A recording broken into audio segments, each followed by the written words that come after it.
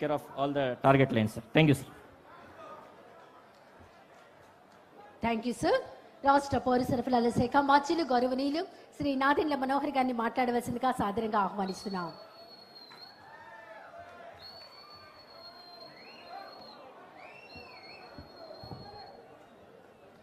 గౌరవ ముఖ్యమంత్రి వర్యులు శ్రీ నారా చంద్రబాబు నాయుడు గారికి, అదేవిధంగా అహర్నిశలు కృషి చేస్తూ ముఖ్యమంత్రి గారి ఆలోచనల్ని క్షేత్రస్థాయిలో ప్రజలకి మరింత అందుబాటులో తీసుకొచ్చే విధంగా కృషి చేస్తున్న మన మంత్రి గారు నారాయణ గారికి ప్రత్యేకంగా అభినందిస్తూ, ఈ సమావేశానికి విచ్చేసిన గౌరవ పార్లమెంట్ సభ్యులు, అధికారులకు, మా అందరికన్నా ముఖ్యంగా మన అమరావతి రైతులకు, ఇక్కడ మీరు చేసిన పోరాటం, మీరు ఏ విధంగా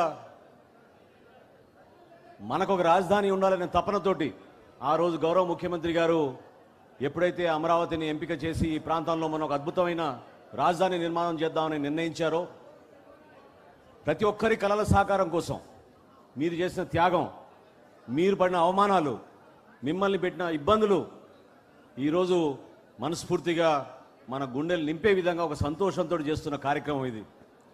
ఈ పండుగ వాతావరణంలో 2-3 విషయాలు నేను మీ దృష్టికి తీసుకురావాలి.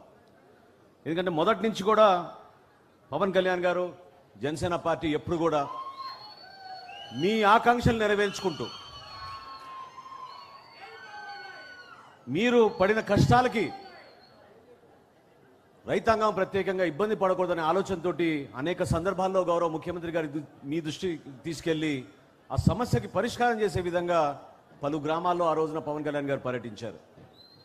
పవన్ కళ్యాణ్ గారు చెప్పింది ఒకటే, జనసేన పార్టీలో కూడా రకరకాలుగా భిన్నాభిప్రాయాలు ఉంటే ఆ రోజు ఒకటే మాట చెప్పారు, మన ఆంధ్రులకు ఒక రాజధాని కావాలి, మన రాజధాని కేవలం అమరావతే, అమరావతికే మనం కట్టుబడి ఉండాలి, అమరావతి ప్రగతి కోసం, అమరావతిని స్థాపించే వరకు ప్రతి ఒక్కరు కూడా మనం కృషి చేయాల్సిన బాధ్యత మనపై ఉందని చెప్పారు.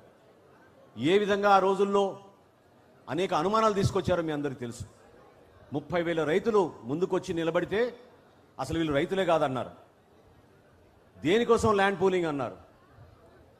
ప్రభుత్వం ఎట్టి పరిస్థితుల్లో కూడా ఈ కార్యక్రమానికి ముందు తీసుకెళ్లకుండా గత 5 సంవత్సరాలు, అంటే వైఎస్ఆర్సీపీ 5 సంవత్సరాల్లో జగన్మోహన్ రెడ్డి గారు చేసిన అరాచకాలు, వారి నాయకత్వం, స్థానికంగా ఉన్న నాయకులు, ఎమ్మెల్యేలు, ఎంపీలు కానివ్వండి, ఏ విధంగా మిమ్మల్ని ఇబ్బంది పెట్టారో, ఏ విధంగా కనీసం ధర్నా చేయడానికి ఒక టెంట్ కూడా ఏనివ్వలేదో అది మీరందరూ కూడా మర్చిపోబాకండి.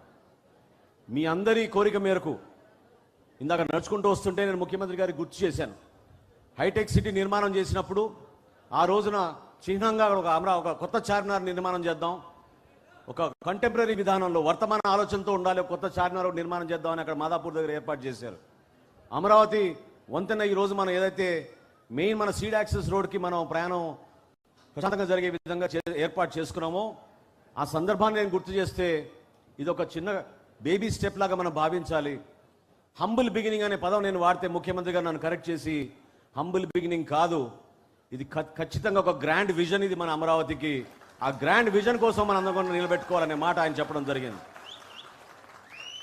మీ అందరు గర్వపడే విధంగా మన ఎన్డీఏ కూటమి ప్రభుత్వం, గౌరవ ప్రధానమంత్రి గారి సహకారంతో మన ప్రభుత్వం ఏర్పడిన వెంటనే వారిచ్చిన ఆర్థిక సాయం కానివ్వండి, మానసికంగా మన అందరినీ కూడా ఇబ్బంది పెట్టిన రోజులు వాళ్ళందరికీ కూడా బాగా తెలుసు.